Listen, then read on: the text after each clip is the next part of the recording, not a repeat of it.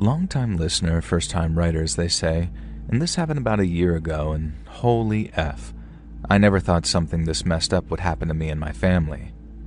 So it all started when my parents, both recently retired, decided to use their part of their life savings to go away on a 6-month world cruise. Not really my jam, but they were psyched about it, and I was psyched for them. And even better, the lease on my apartment was up the week before they left, so I was free to house sit for them the entire time they were gone. This was a relief to my mom, who would have spent the whole cruise in a state of neurosis, calling me or my brother to check on the house every 5 minutes. And knowing that I was living there ironically meant that she wouldn't worry at all. Oh, Mother, if only you'd known. In the week before they left, as I moved my things into my old childhood bedroom ready for the next 6 months, my mom gave me the rundown of the house as if I hadn't grown up there. I barely paid attention to all the things that she was telling me. Yes, Mom, I know where the fridge is, I know the Wi-Fi password, I know how to use the TV.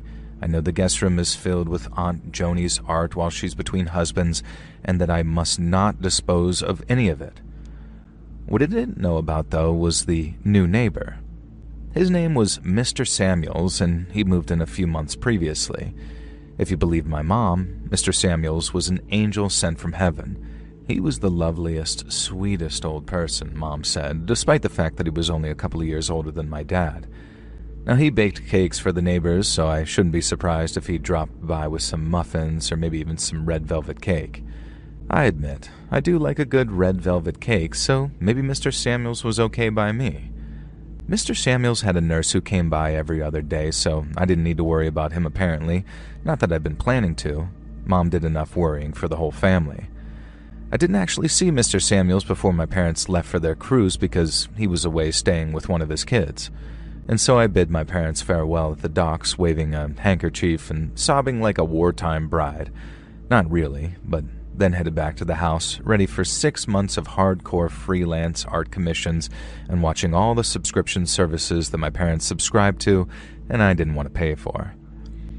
Mr. Samuels returned home a few days into my newfound alone time, and imagine my absolute surprise when the gentle Mr. Rogers-esque fella that I pictured was absolutely nothing like that at all. Mr. Samuels may have been 75 years old, but he was the kind of 75 that looked ex-Navy SEAL, and in fact was, and who probably had a home gym, and he did, and he was a muscular, confidently spoken, weirdly charming man, and at first I wondered why he needed a regular nurse, and then when I first saw the nurse show up for his first appointment, I remember that my mother can be rather naive sometimes. Let's just say that she was the kind of nurse who is paid good money to relieve someone's tension via massage, and just leave it at that. But hey, the man was single, and just because he was old, it didn't mean that he didn't have needs. And every other day at 75? Damn, I was almost in awe. Now, he did bake a very good red velvet cake, and one of his first acts as a welcome gift was to bring a cake over and introduce himself. I'll admit, while he was charming, he also made my skin crawl. I'm a 32-year-old woman, and this 75-year-old man, who looked like he could easily overpower me without a moment's thought, was very clearly trying to rizz me up, as the kids say.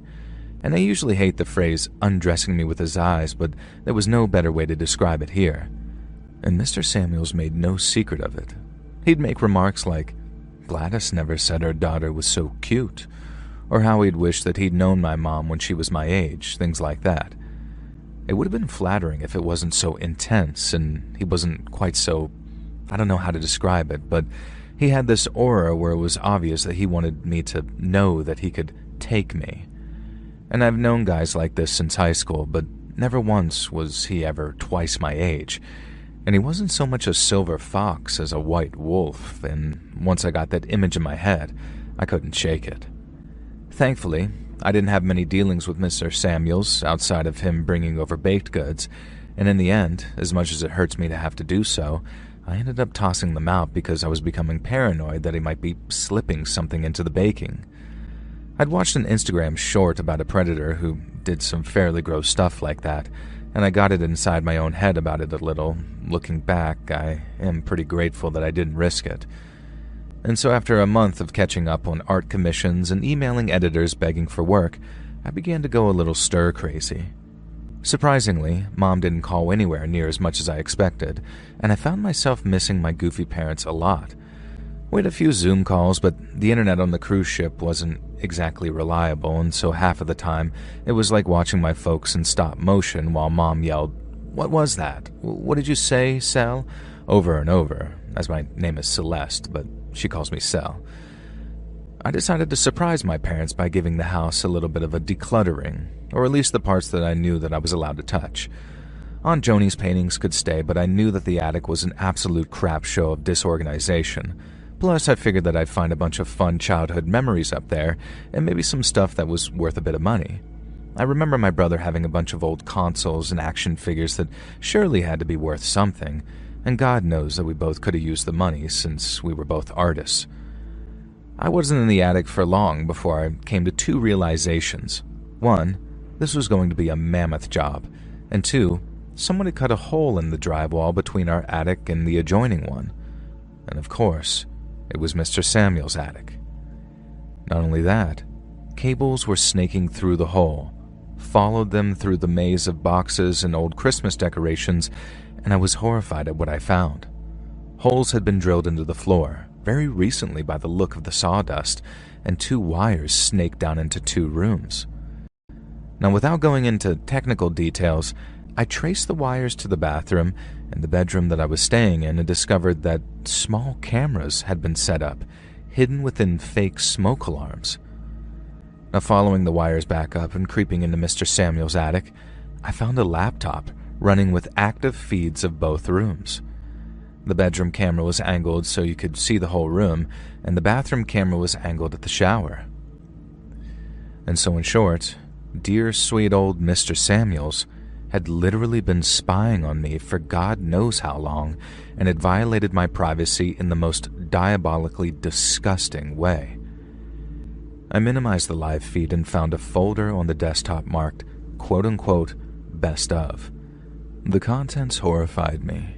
There were a number of videos of me showering, of me changing, and even a couple of where I was, for want of a better term, relieved some tension of being single in bed. Now, without thinking, in utter disgust, I deleted the entire folder and emptied the recycle bin, and then immediately realized the idiotic move I'd made. Subconsciously, though, I think my brain drove me to do so in order to avoid considering law enforcement, and more on that later. I wanted revenge on Samuels, but I also wanted him to live with fear of the revenge. Now, my first step was to sever the wires connecting the cameras. My second step was to head downstairs and reach out to a friend of mine who was, how do I put this, good with computers. He sent me a piece of software to install on Mr. Samuel's computer via a USB stick that would completely mess up not only his laptop, but any computer connected to the same router. Irreparably, my friend promised. Now, I should add here that I knew Samuels was out of town for a few days, supposedly visiting his daughters again. Now, who knows what he really got up to? It could have been literally anything. And he was due back the next day, so I hurried and installed the virus on his laptop via that USB stick. I followed my friend's instructions and then forced myself to leave the attic and wait a day or so for Mr. Samuels to return. And I could tell when he discovered the outcome of his deception. From his laptop speaker, a robotic voice began blaring, "I'm a voyeur pervert and I also have kids," over and over again. Above me, I could hear Samuels freaking out until he slammed that laptop shut. Then I heard his footsteps thundering down the stairs, presumably to his other main PC, and I waited and then, "I'm a voyeur pervert and I also have kids." According to my friend, there was absolutely no way to get rid of this unless you were a tech genius or whatever. Something about writing it to the root of the BIOS or something, so even a hard drive wipe and Windows reinstall wouldn't fix it. And something told me that while Mr. Samuels might be capable of setting up a pervert spy network, he wasn't capable of fixing this.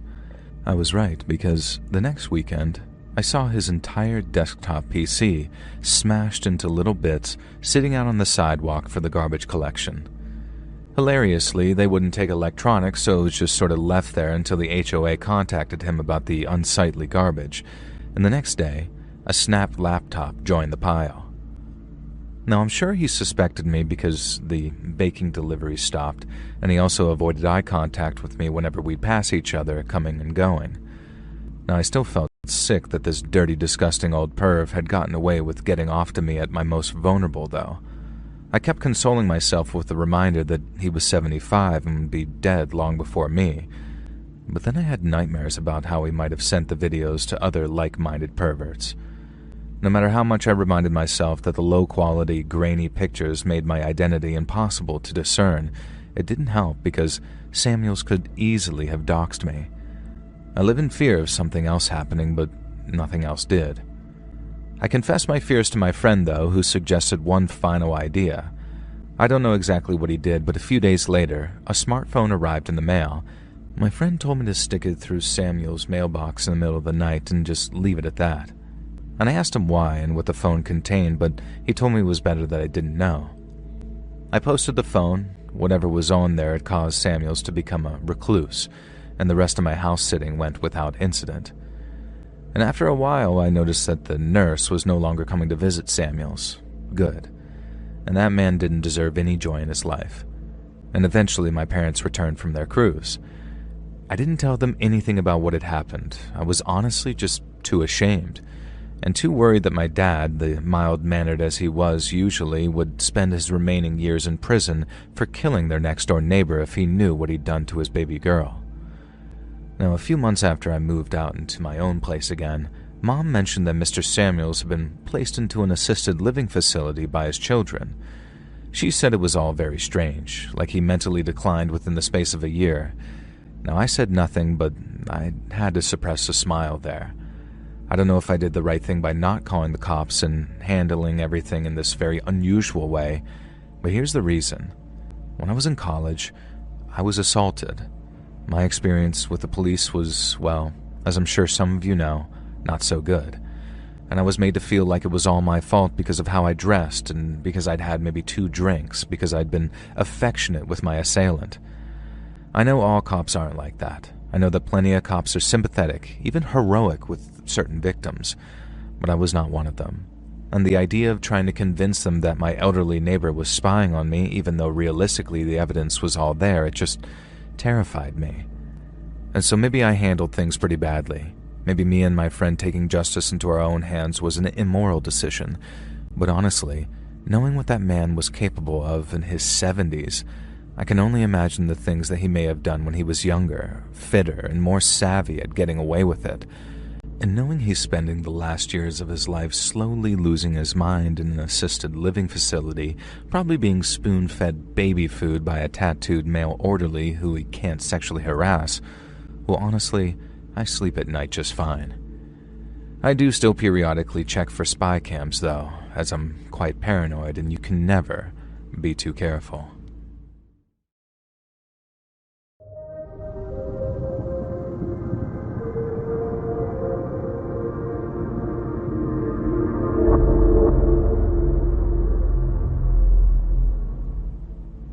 So many years ago, my parents still lived in the house that I grew up in as a child. The neighbors, Mr. and Mrs. Morse, stuck out to me as a kid as a regimental, stern couple. Now, Mr. Morris was the type of man you can only describe as blustering, and Mrs. Morris was sort of like a human square, with a bowl haircut and a mustache almost as bushy as her husband.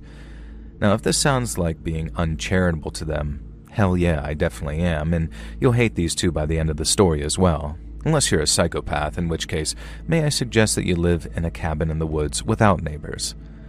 The Morrises were sternly friendly with my parents, while me and my siblings grew up. They had this son, August, who was in the Scouts with my elderly brother, Barry, and he was sort of like a mini version of his father. Bossy, always demanding to be the leader of the activities, and would become quietly red-faced angry if things didn't go his way. Us kids in the neighborhood had a nickname behind his back, and that of a certain Austrian dictator that I don't think you're allowed to say on YouTube, but let's just say that he's someone that you will not see very often. Now anyway, the son isn't the point here.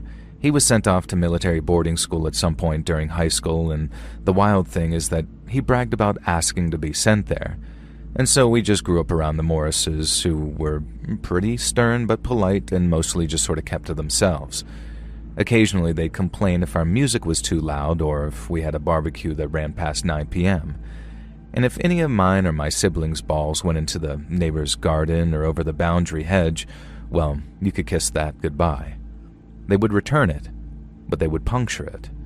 My dad asked them why they did this once, and they claimed that the balls always hit some sharp object in their garden, and there was nothing they could do about it. What, was their garden made of spiked pits or something?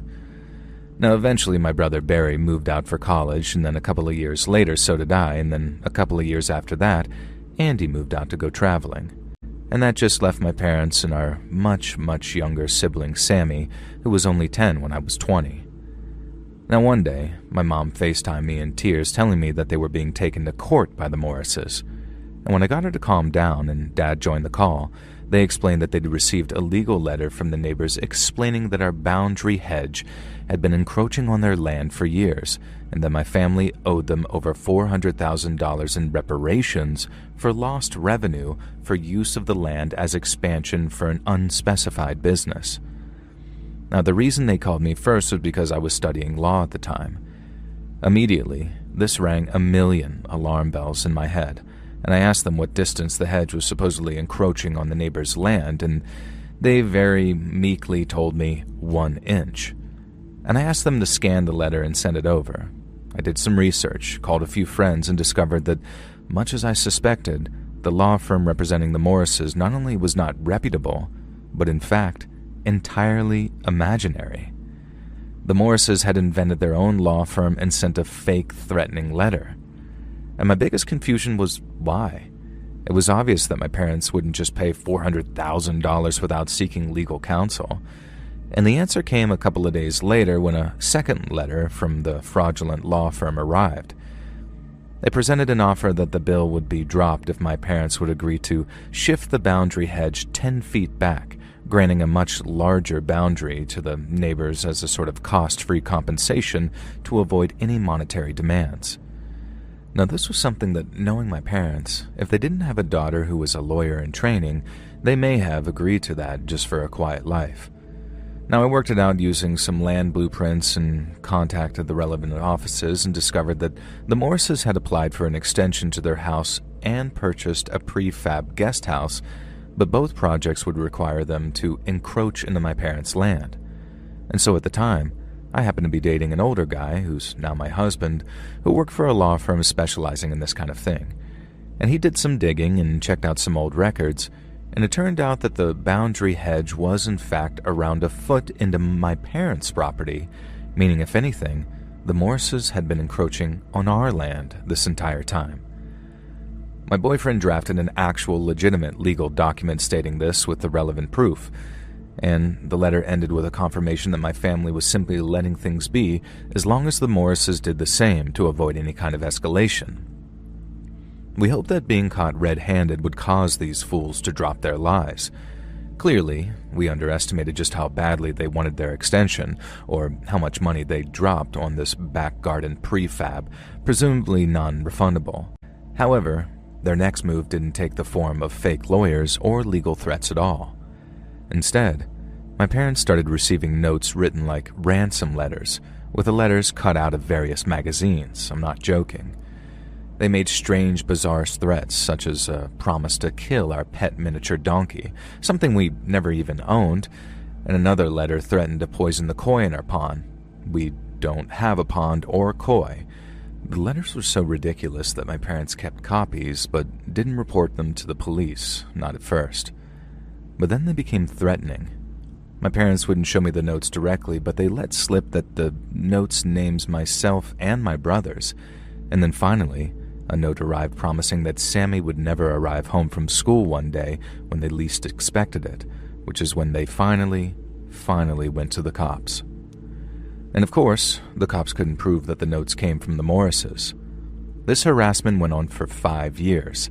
Acts of petty vandalism, weird pieces of graffiti on the walls of the house, hoses were clipped in the middle of the night with the faucet running so the yard flooded, dead birds and roadkill being left on the doorstep, And the Morrises, these clever idiots, obviously made themselves the victims of their own harassment too, so suspicion didn't fall on them. And then the fires started. Just small, contained fires in the backyard that scorched the lawn. Another classic was that the Morrises would play classical music at full volume at 3:33 a.m. in the morning every single Wednesday. And when it was time for Sammy's exams, they escalated it to every day. My parents filed noise complaints, but the Morrises denied any involvement and, in fact, claimed that they hated classical music. And when investigators were there, somehow they mysteriously managed to know, and the music didn't play on those nights. My eldest brother moved home, and in no uncertain terms threatened the Morrises. The C-words had the gall to call the cops on him, and this further undermined our claims against them. They went so far as to try and suggest that my brother was the one committing the vandalism, despite the fact that he'd been living in a totally different state during most of the incidents and had an alibi for most of it. Now Sammy, meanwhile, was becoming an absolute wreck, and we all felt so hopeless, and it felt like the whole world was against us. In the end, the entire family got together for a family meeting, and we very tearfully decided that the only recourse that we had was to move out of our family home that had been in the family since my mom's childhood. So that's what we did. We put the house up for sale, my parents accepted the first offer they received, and they moved into a smaller house that, realistically, was more manageable for them, especially once Sammy went away to college. There's no happy ending here, really, at least not for us. The lesson is simply that sometimes it's better to walk away than let your entire life be taken up with fighting the fight, even if it is a just and good one. There is an ending, though, but I can't say it's a good one, and as much as I hated the Morrises for what they put us through, I wouldn't wish this on anyone. Remember their son, who willingly went to military school and we nicknamed that Austrian painter? Well, it turns out that Augie had been thrown out of military school, then dishonorably discharged from the military, all without his parents' knowledge. He'd fallen into drugs and violence, and one day, he came home.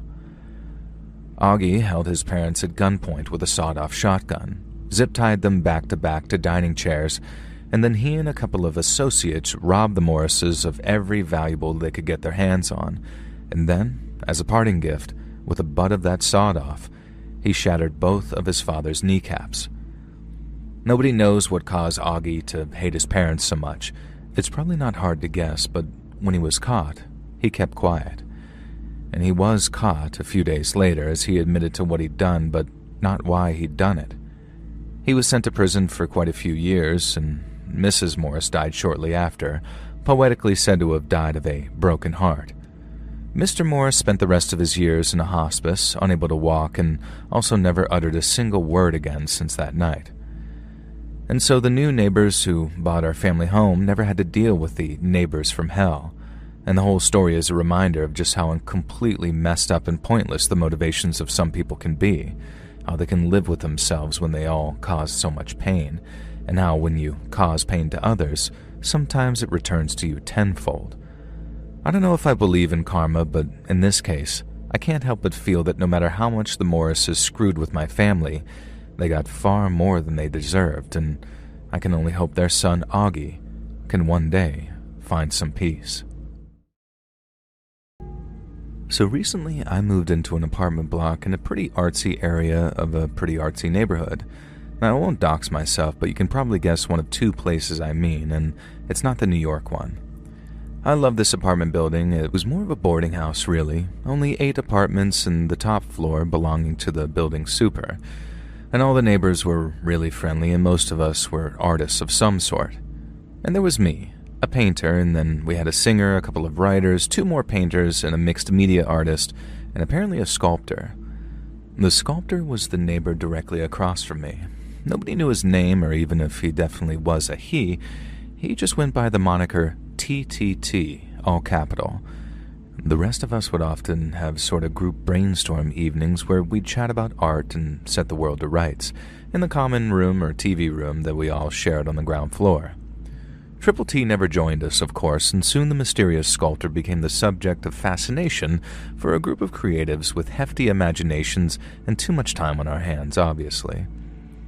Nearly all of the theories about TTT's true identity were ridiculous. Most of them were supernatural, and one of the painters absolutely swore that Triple T was Shia LaBeouf and claimed that she'd seen him when he moved in. And when we showed her a photo of Shia LaBeouf, though, she said it was the other Shia LaBeouf, and we could never quite work out what she actually meant by that.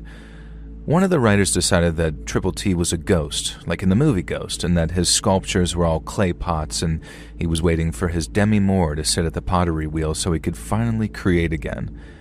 The singer claimed that Triple T was a beautiful woman whose face had been disfigured in a terrible car accident, which explained why some of her sculptures displayed in local galleries showed various figures in states of damage. Me, I just thought that Triple T was a reclusive sculptor who valued their privacy, and whenever TTT had a new sculpture to display, it would be found standing outside their apartment, and men in some suits from a certain gallery would come to collect it. Triple T always displayed at the same gallery, which I can't name for the same reason as not wanting to reveal myself. I did try knocking on Triple T's door a few times. Once or twice, I heard signs of life, and one time I was absolutely certain that I was being watched through a peephole. And just a gut feeling, but it did make me shiver. But if Triple T wasn't answering, I wasn't going to keep prying in there. And that's why it shocked me when, one Friday evening, I stepped out of my apartment ready to attend one of our weekly brainstorming sessions, only to see T's apartment door open a crack. Only darkness spilled from within, and I didn't want to enter without permission, so I just said, "Hello?" through the gap. No answer, although I was sure that I heard movement inside. The door was open. Someone could be in trouble, I thought. That was just sort of a justification enough to take a peek inside, right? And I turned on the flashlight app on my phone, but covered it with my palm just in case. And when I stepped inside, it was completely pitch black in there. I raised my phone, warning whoever was in there that I was about to light up the room, and then I slowly moved my hand away from the lens. I was not prepared for what I saw. The room was entirely bare. The walls and floor were sealed in plastic wrap. You know, the kind that they use in Dexter or some serial killer movies when they're about to kill someone in a room and don't want to leave blood splatter. And that wasn't the creepy part, though. The real creepy part was the statue that stood in the center of the room.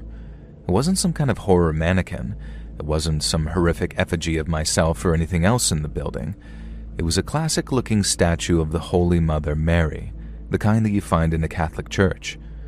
The only strange thing about her was that instead of a normal face, she'd been painted up to look like, of all things, a mime. I can't explain it, but I was absolutely certain that the statue was watching me. I was certain somehow that Triple T was the statue. The statue was Triple T. I took a tentative step forward and tapped the Mary statue. It was porcelain, and against my better judgment, I started to reach up and touch the face. It looked like flesh. And it looked so much like human flesh. My fingertips were less than an inch away, and I was about to touch it. I was about to touch TTT. And then I heard a noise in the room behind me. It was sort of like a muffled cry, like the word help. And I snatched my hand back from that statue and hurried to the door directly behind the statue. And it was the only door in the room. I grabbed the door handle and twisted it. The door was locked, but the moment I twisted the door open, I heard a loud, shattering crash behind me. Quickly whipping around, I saw the Mother Mary statue shattering and collapsing to the floor. I had no idea what to do. Had I just destroyed some priceless artifact? I walked up to that debris as carefully as I could, and the face was just laying there, and I'd been right. It was skin, sort of. It was a latex ball with Mary's face painted on it. And then a voice spoke from an unseen speaker somewhere in the room. "I am TTT. This is art. You are the art. Please leave." And so I left. I left and ran down the stairs and cursed myself a million times for not filming what I'd just seen. I told everyone what had happened, and we all rushed upstairs, but TTT's door was once again locked. And once again, I was certain that as we all stood there, someone was watching us through that peephole. And 2 days later, there was a small portable safe left outside of TTT's apartment, and the same guys in suits came to collect it. 2 days later after that, I received a gilded invitation in the mail to attend a private showing at Gallery Redacted before it opened to the public, and the invite was from Triple T themselves. Of course, I went, hoping to meet the reclusive sculptor. No such luck. Triple T's agent was there and informed me that Triple T's final piece was being unveiled that night. Unlike all their other pieces, it was a video. It was a video showing me entering the apartment, a black bar across my face to protect my identity. It showed me from various camera angles, cameras that must have been hidden in the walls, in the ceiling, and then it showed me from the perspective of Mother Mary's eyes. And for a second, just a few frames, the sensor bar disappeared and my face was replaced by that of a skull. And then it showed me rushing for the door, and here, the camera split into two joint shots, one showing me turning the doorknob, the other showed the statue trembling and collapsing, clearly triggered by some kind of mechanism in the door. Then the rest mostly played out how I described it. Except as I picked up Mother Mary's head, again the sensor bar disappeared from my face and this time briefly showed an angel, like a Greek sculpture. And the final shot of the video was simply text saying, "Life is clay, and you are all my sculpture. Goodbye, TTT."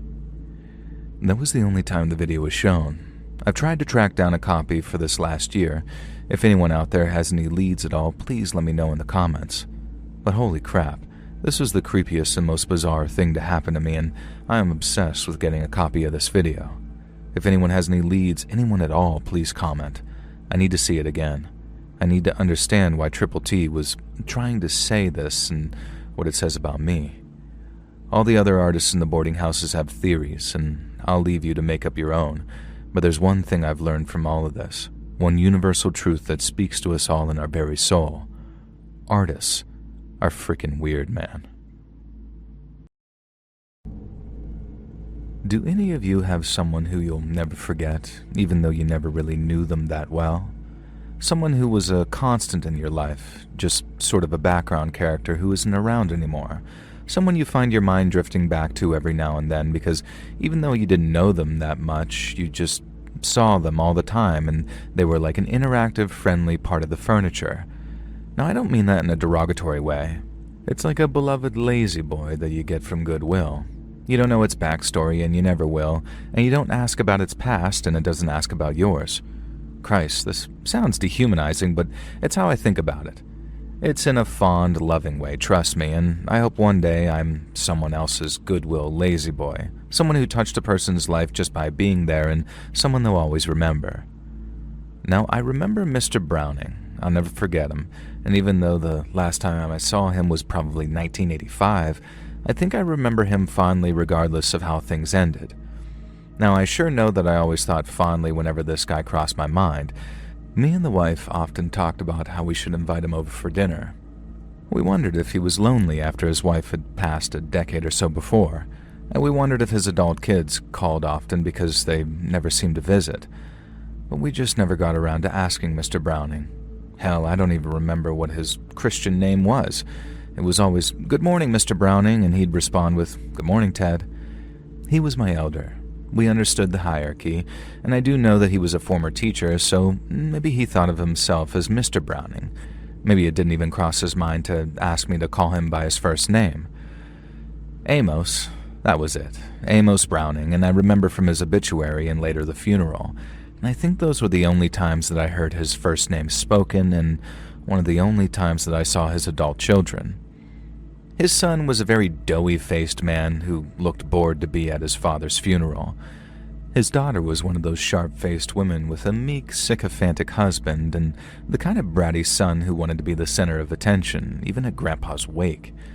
We didn't stay long. We'd gone to pay our tributes to Mr. Browning, but we couldn't stay. We didn't want his family asking us questions about his death, and they likely knew that I'd been present when it happened, and I'm not a good liar. I would have struggled to give them the answers they wanted instead of the horrible, haunting, traumatizing truth. Me and Mr. Browning used to chat over the fence. Well, I'd lean over the fence and he'd mow the lawn, and he was always mowing his lawn. He had one of those old push mowers, an electric one, and I just kept trying to persuade him to buy a ride on, but he said his yard was way too small for that. It wasn't, and besides, at his age, probably early 70s, it was a great way to get some exercise and a little peace and quiet. Peace and quiet from who, I'm not really sure, since he lived alone after his wife had passed before me and my family moved in, but that's what he said. We'd talk a lot, but never really get to know each other, you know. We talked about the Detroit Lions a bunch. He was a diehard supporter, and I was just a pretty casual one. And we talked about the weather, we talked about politics, but never too seriously, and sometimes we'd watch the same shows at the same time, and we'd talk about those too. We both loved Miles Davis and The Who and Kiss, and he told me about his first ever concert, sneaking in to watch Kiss play, but I was never sure if he was telling the truth or just recounting the plot of that one movie where that exact thing happens. It was a fun story anyhow, even if he told me about 5 times, and occasionally he'd ask about my wife and how she was doing and how her job was going, but I think he wanted to talk about his wife in exchange but couldn't bring himself to do so, apart from that one time. Sometimes my wife would bring him a lasagna or some other baked goods, and he'd thank her like a perfect gentleman. And he always handed the dishes back to me over the fence, never once brought them to our door, always over the fence. Now, I chatted to him so much that by the time we moved out, there was a groove in the ground where grass had stopped growing in a place where I had always stood to talk to Mr. Browning. Now, I remember exactly what we were talking about on the day it happened.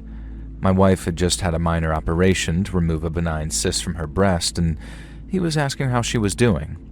I told him she was doing fine and would be home from the hospital the next day or even that evening if things went well. Mr. Browning looked at me then as he was mowing the lawn and then told me that I was lucky and I should hold on to a good woman like that. And then he said, and I'll never forget it, not least because they were his last words, he said, "I miss her so much." And then he sort of looked down, away, like he was about to hide tears, but I saw a look of alarm and then fear cross his face. Maybe I'm just imagining, but I swear that I saw him try and stop the forward motion of the mower as he pushed forward. I'm not sure how it happened. He was always so careful, running the electrical extension cable around the edge of the lawn, making sure that he was mowing nowhere near it, being careful like it was muscle memory. But I heard the crunch and whir of the motor running over the electrical socket and the cable. I don't know how or why, but there was no grounding. The mower's rubber handles just sort of weren't there anymore, and the live electrical cables got tangled into the motor blades, mangling and electrifying the mower as Mr. Browning held onto it. And hold onto it he did. I watched in abject frozen horror as his body began to convulse, as smoke rose up from his hands where he was gripping the metal handle. I could smell the cooking flesh and electrical burn. I watched as the grass around him singed and blackened, and I knew I had to knock him away from the mower but couldn't touch him myself. I searched for something, anything that I could safely use to shove him off the mower. My eyes settled on my old wooden baseball bat, but by the time I'd hauled myself over that fence, I knew it was too late. Mr. Browning had collapsed to the ground, finally letting go of the lawnmower, and I knew that there was no saving him, so I ran over to the outlet and switched off the electricity. Then I went back over to my neighbor, my friend who I knew so little about, and he was blackened and charred. His face was horrific. His eyeballs had somehow survived the electrocution, and they stared white and frozen out of a face that looked like it had been sucked clean from the inside. One detail I remember, one grim detail, is how his mouth was open and how I realized that he had false teeth because they had fallen down into his throat. I ran into his house and called 911, and the rest was a blur of paramedics and police and being questioned. And at first, when his daughter got there, she seemed to somehow blame me for her father's death, as if she'd ever given a crap about him in life. He may not have opened up to me, but Mr. Browning certainly made it clear that his kids did not play a big part in his life. And so fast forward to the funeral, the son gave a eulogy, and it was like he barely knew his father any better than I did. It made me so sad and devastated that this man who seemed like nothing but a nice, amicable gentleman could have been so forgotten and discarded, except for the neighbor who gave him some friendly, superficial banter over the fence, the same neighbor who was forced to watch him die. I swore then that when I had a kid, I would do everything I could to make sure that they wanted me in their life forever. And as it turned out, my wife was unknowingly pregnant at the time of that funeral. We had a son and then later 2 daughters, and they were the loves of my life. They're all grown themselves now with families of their own, and my wife and I are grandparents, and we make sure to keep our family close. Regular meals together, Christmas and Thanksgiving being particularly huge affairs. Now, maybe Mr. Browning hadn't been a great father. It's not for me to judge his kids for distancing themselves from him. I don't judge them for their relationship with their father. It just sort of makes me sad. But before the sadness came the trauma. We bought our home with the intention of starting a family there, but every time I so much as stepped foot in the backyard, I was met with flashbacks of Mr. Browning cooking alive. I could smell that electric burn and see those bulging, dead eyes. We made a loss selling, but we moved, and my son was born in a smaller house, but it was one filled with love and closeness, and I was no longer haunted by the sight of my neighbor's final moments, at least not directly. Like I said, I'll always remember Mr. Browning, and part of that means being cursed with remembering how I played witness to his demise.